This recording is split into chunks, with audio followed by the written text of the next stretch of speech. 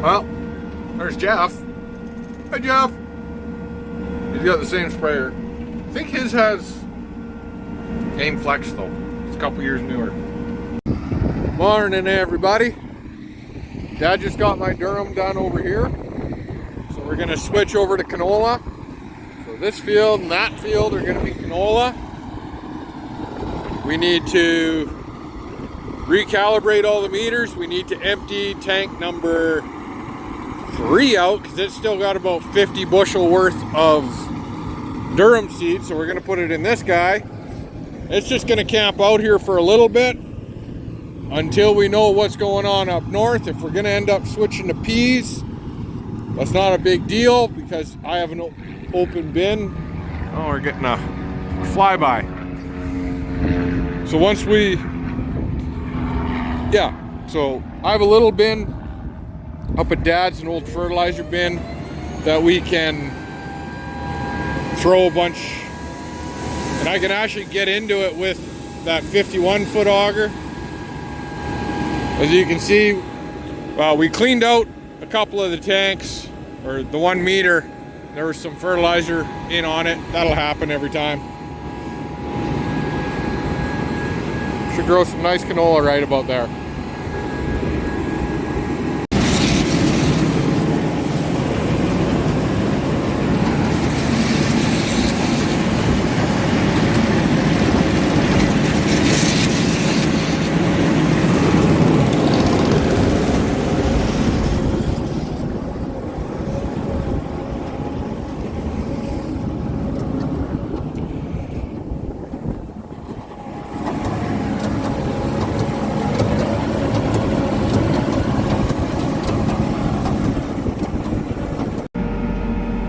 Oh, folks, I tell you, if it's not one thing, it's another this year. If it's not rain, it's wind. Well, we want wind right now.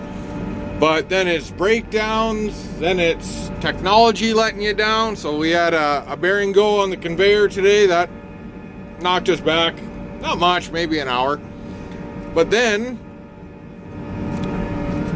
I can't use the GPS on the Raven today because they did some satellite switch. I did it in the 2375. It was very simple. The Delta track is on RTX, so it doesn't need it. And this one I thought was new enough that you wouldn't have to. Luckily, I got a hold of the technician at Young's, and he said, well, there's 2 ways to do it. Right now we have like the best spraying conditions we've had all year. About a 5 or 8 mile an hour wind, and it's nice and warm. I said, well, I'd really like to be going tonight. He goes, well, you're good enough with technology, Devin. I'm sure I could talk you through it. Are you close to a Pro 700? I said, well, I'm about 5 miles away from one. I can be. And he said, well, get back to the Pro 700 and I'll walk you through what you need to do. I said, well, I can work with that. That's for damn sure. So I'm going back to my uncle's to grab, I guess I got to take the receiver off of this roof and put it onto the combine. And then we can use the Pro 700 on the combine to reprogram this receiver right up there. And then, holy, what was that? Bugs? Oh, there's some flea beetles on the window. Probably can't see. Yeah, so we're gonna reuse the Pro 700s, which I'm not a big fan of in sprayers. I like these Ravens a lot more, but Pro 700 in a tractor or the combine is pretty solid. So we're going to use the Pro 700 in my combine, or Dad's. I'm not even, whatever one's closer to the door. I think that'd be Dad's. And we are going to reprogram the 372 receiver on this thing, and hopefully everything's kosher after that. Step one, I gotta take this guy out, and I'm not sure which one's port A and B. Okay.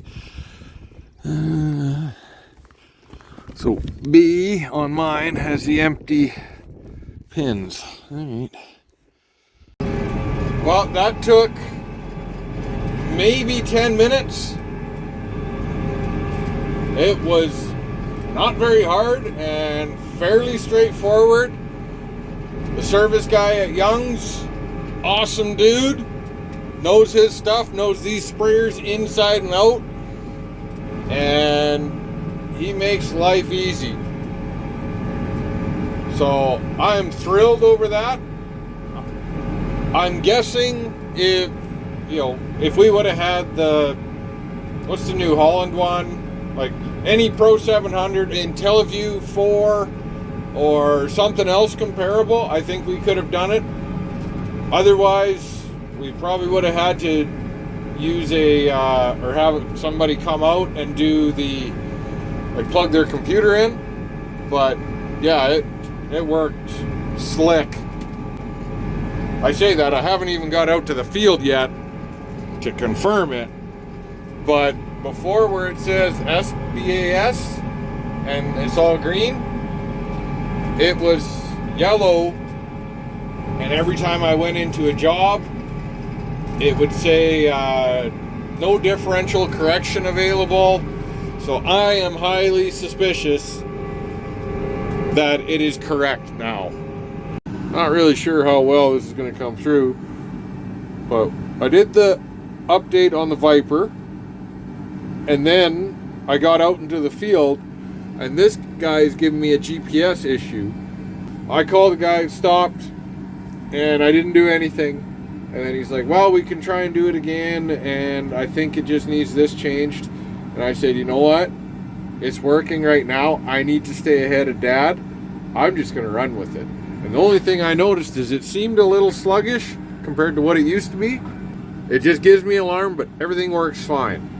So I'm just going to run it until the tech guy gets here to do a proper recalibration, but install. Morning, everybody. Well, it finally happened. Tractor got stuck. Don't think it's exactly what you're thinking, though. I do have my trusty tow strap. This is the one I used to pull the semi out. And it's kind of lucky that I left it at my brother's shop because it was all muddy. I was just going to let it dry out. I forgot it there. That's the tractor that got stuck. As you can see, hanging from it, the lovely deer carcass. I was just rotting away beside the house, and yeah, it was starting to smell nice and ripe. Appears that it may have died around here and probably got drug over there by some predators. So you can, what this definitely shows is that I always wanted to put a bin yard here, and Dad always said, you'd be surprised how wet it gets. And once again, Dad is 100% right. If we're up where the disc and everything is, it's pretty dry there, despite the fact that the jack sunk into the ground. Obviously, we'd need to clear off the hay or the grass, you know, pack some clay and whatnot. But yeah, down here it is, what, 2 feet, 2.5 feet lower, and it is just soupy, messy, wet. So Dad's on his way with the 4650. I'm gonna rig up the tow strap here, and I will wait for him. And this is actually Mom's old garden from when I was about 8. There was a garden that went from this tree out to pretty much where it's cut right here. And I don't know, 75 feet that way, just a nice little square. And boy, did we have good strawberries here. I remember that. I would eat so many, it would give me a sore stomach. So you're probably wondering what the hell we're doing here and not way down there seeding. Well, if you look off that way, we've been getting pockets of drizzly little rain all morning, and it's just making things a bit slimy on top and whatnot, and I can't spray in that. So we just said, well, I needed to come back here, get some chemical, get a couple things organized. And so that's what we did. And lo and behold, we got stuck. We should be getting going later today. Kind of looks like by noon on the radar, most of this stuff is gone. Oh God, I just got a whiff of that carcass. Whew, it is ripe. Like, you know when you get a couple good dry heaves in there? Yeah, oof. Ugh.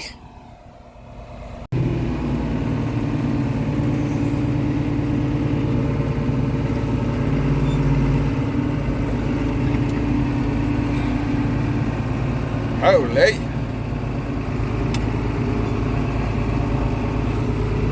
That's all it takes. I don't even know we're fully out yet. That's still pushing up.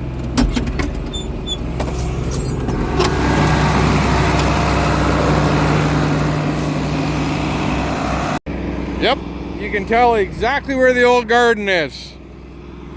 It's right about the point where the tires start riding up. She was soft and spongy the whole way. Woo-wee. Okay, Dad's just over there. I think I might have heard him just on the other side of the shop. But we're doing our canola. It's in vigor. This is 356 PC. So it gets seeded. We're targeting 5.7 pounds per acre. And as you can see, canola seed's pretty tiny. And Precision Ag gives us this little, it's a soybean tote to use. And like, they're not watertight or anything, but they sure are just nice to be able to, because they've got a valve on this side, or a gate. They're nice to be able to shut on and off. I was looking, this would have been a couple years ago when ag shows were still a thing. Unfortunately, they really haven't been. I was hoping to get to Brandon this year, but that got canceled. I think it's called Buffer Valley Industries. They make their own version of this. I'm not really sure what the cost is, but I thought I saw that they had like a snap lid that seals and whatnot, and these things are actually made to collapse, so for shipping back, so they're not really airtight or watertight. I want something like this, so we can. It's really nice to handle. Where are you going with the tractor? It's just that I would like a better top and a better seal to it. You too? A2 Brute. This is really hard to get with just one hand. And the reason we like using these totes is because once you're flogging the product out of this, and keep in mind, we're running it through the conveyor. We don't have a telehandler or a bag, like a knuckle boom like the Borgo carts do, or some of them do. Once you get this stuff flogging, it's really hard to stop it. So if you were to have a, I don't know, say you blew a hydraulic hose or something shut down, like you can, I'm trying to do it one-handed, but you can't really reseal it. So we like to use these. They work really well. I just want them sealable. So at the next ag show, I'm probably going to look for one of those.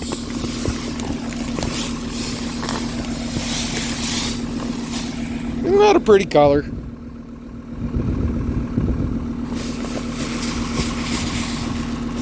So that would be, I think it's 1,132 pounds of canola in one of these, in a D-size bag. D is the biggest seed that they make. Not that we necessarily wanted that, but it's what we got. It doesn't really affect us because you're buying per acre, not really per bag anymore. And it used to be, okay, well, you could buy per bag. So that's actually not a bag. We call that a mini bulk. They used to come in 1,000 pounds. And you used to have to calculate based on your 1,000, what do they call it? TK or TSW? Yeah. So these are TSW, 1,000 seed weight of 5.9 grams.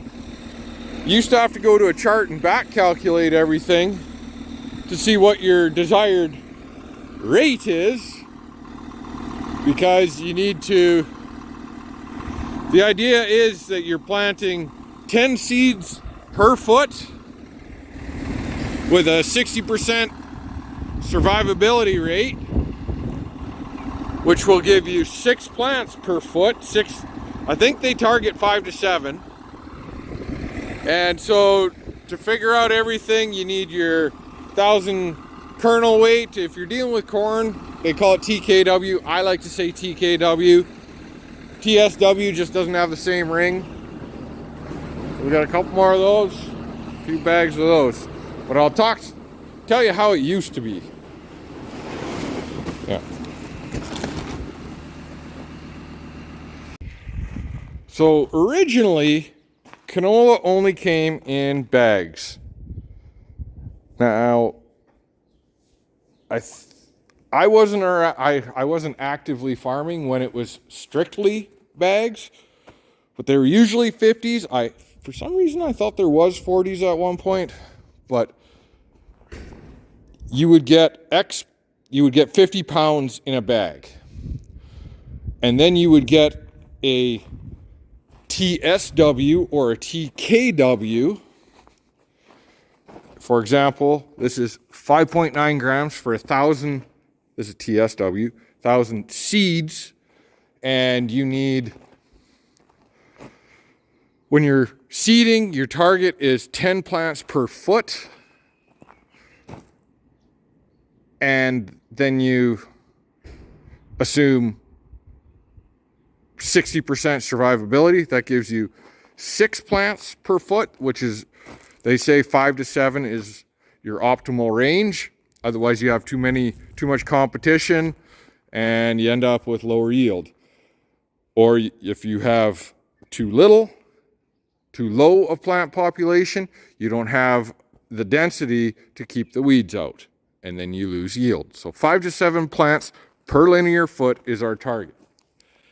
You can calculate that into seeds per acre, and then from seeds per acre, you can calculate pounds per acre because you know how many seeds.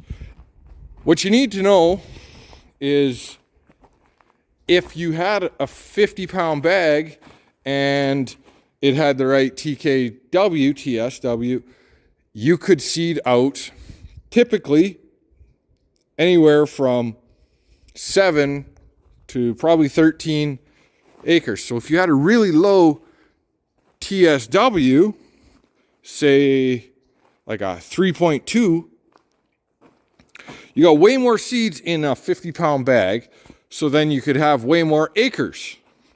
And that was always a bit of a kerfuffle. Well, now what they do, and we used to get mini bulks, these big bags, the same thing. They used to come in 1,000 pounds only. Now you can see this bag to be seeded at, we'll seed 200 acres at 5.7 pounds. So we're now buying it by the acre, which makes it easier because you don't always know what size you're getting, but you know how many acres you're getting. So this bag, whether it was an A, B, C, or D, still does 10 acres. Hopefully that clears things up. Just got a call from Dad. He hit a U-bolt or two break off and dropped a shank. So, that's good for the suspension. Told me he is through those trees and on the other side. It's a fairly simple fix as long as you didn't break any hydraulic connections, which has happened in the past. But it is a very heavy and awkward job, which is damn near impossible to do by yourself. So let's see if we can find them and not get stuck.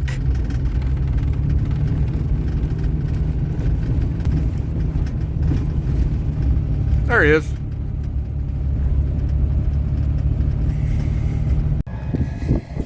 Yeah, luckily looks like it went a little bit ago. Luckily we carry spares.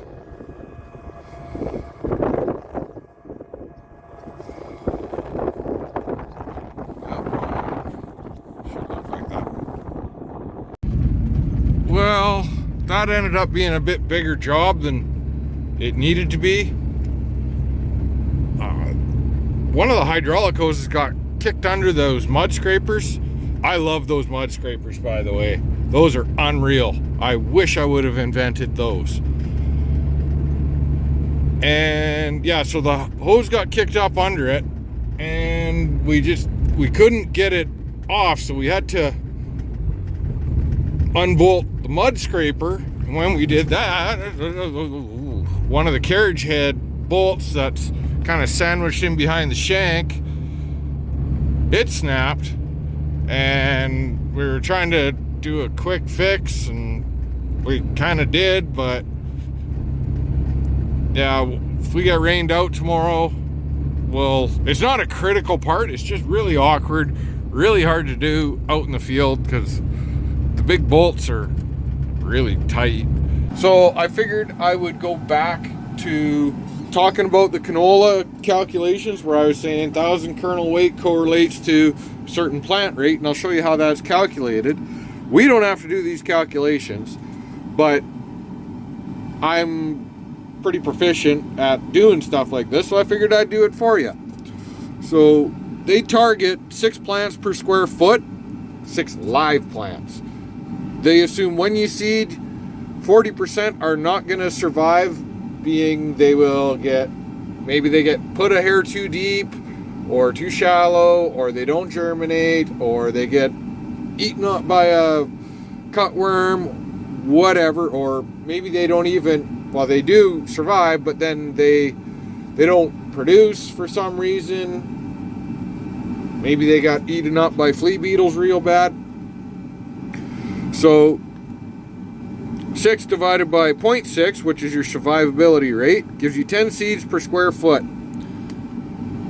Multiply that by 43,560, which is how many square feet are in an acre. You get 435,600 seeds per acre. Knowing that our TSW or TKW is 5.9 grams per 1,000 seeds, just plug and play right there, times 5.9 divided by 1,000. You end up with 2,570 grams per acre of canola seed. Convert that into pounds, you come out with 5.667, which they're recommending 5.7. Now, I've been told that a lot of people go lower. You know, there's good theory and actually good trials in going lower rates because you get more main stems versus, you know, it's 6 of one, half dozen of the other, because if you have less plants early on, you might have more weed pressure because the canopy doesn't develop as soon. Or with a planter, they say you pretty much assume close to 100% germ. You're going to have perfect seed placement, blah, blah, blah. Well, if you do the math at, instead of, you still say 6 plants per square foot, but you ignore the survivability factor, you get down to 3.4 pounds per acre, which is quite interesting. Just showing you what I mean with these guys. If you ever needed to stop, didn't do the best job of that, but there. Pretty easy.